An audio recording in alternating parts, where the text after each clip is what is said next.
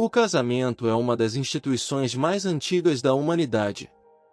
Mas você sabia que, para o direito, ele é muito mais do que uma simples cerimônia? Por trás das flores, alianças e celebrações, existe um ato jurídico complexo, com efeitos em várias áreas jurídicas, do direito civil ao penal, do processual ao eleitoral.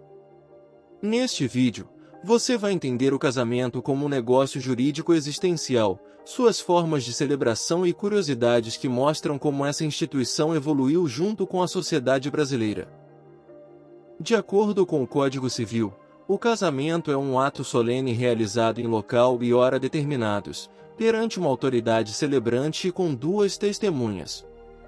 Mas, juridicamente, ele não é um contrato comum. Enquanto nos contratos as partes negociam direitos e deveres patrimoniais, o casamento tem natureza muito mais profunda. Ele transforma o estado civil das pessoas e cria deveres existenciais e morais. Por isso, a doutrina o classifica como um negócio jurídico existencial, isto é, um ato fundado na vontade, mas que precisa da legitimação do Estado. Ao longo da história, surgiram diferentes teorias sobre a natureza do casamento. Alguns o viam como um contrato, outros, como uma instituição. Hoje, a visão predominante é a da teoria negocial, a qual entende que o casamento nasce da autonomia privada dos noivos, mas só se aperfeiçoa com a participação do poder público. Em resumo, o casamento é um ato jurídico de direito da família, repleto de simbolismo e efeitos jurídicos concretos. O casamento civil é a forma oficial e mais comum de união reconhecida pelo Estado brasileiro. Ele surgiu em 1890, com o Decreto número 181, que separou definitivamente a Igreja do Estado, sendo, portanto, um passo fundamental para o Brasil se tornar um país laico.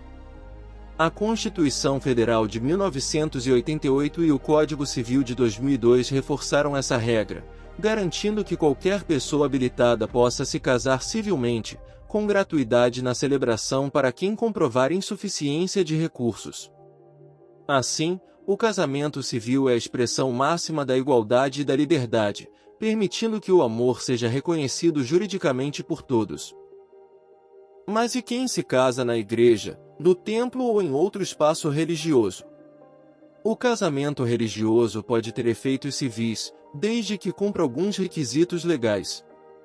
Os noivos precisam se habilitar previamente no cartório e, depois da cerimônia, registrar o casamento no prazo de 90 dias. Sem esse registro, a cerimônia tem apenas valor simbólico e não gera efeitos jurídicos. Há inclusive decisões judiciais que negaram o reconhecimento de casamentos religiosos não registrados, mostrando a importância de cumprir o procedimento civil.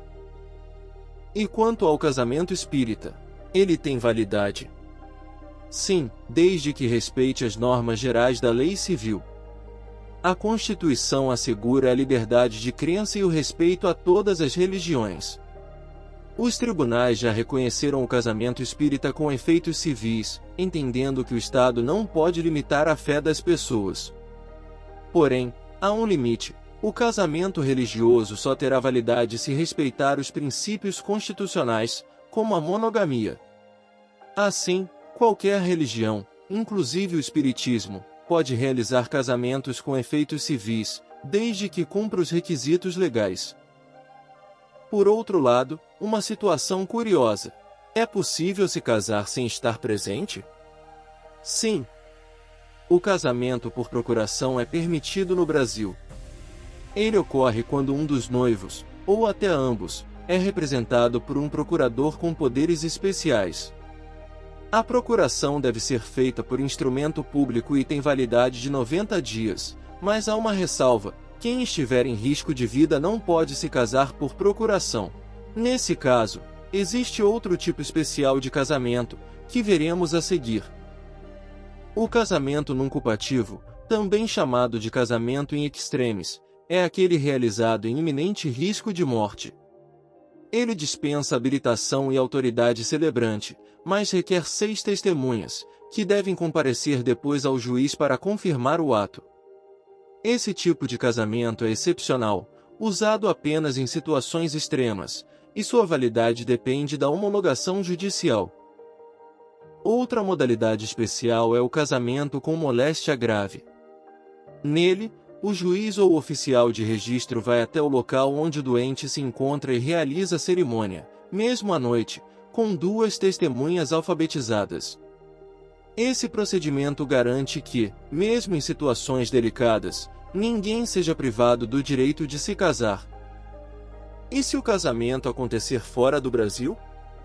Se for realizado por autoridade consular brasileira, é válido e basta que seja registrado no Brasil em até 180 dias após o retorno dos cônjuges.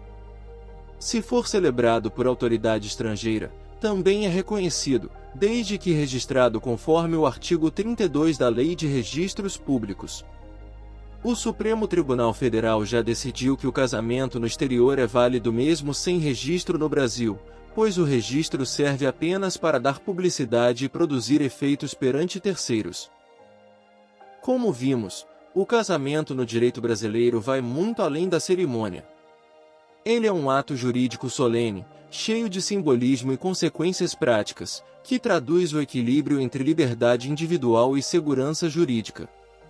Mais do que um contrato, o casamento é um compromisso existencial, uma escolha livre, reconhecida pelo Estado e construída sobre o afeto, a responsabilidade e o respeito mútuo. Se você gostou deste vídeo, curta, compartilhe e se inscreva no canal para acompanhar mais temas sobre o direito da família. Porque entender o direito é também entender o ser humano.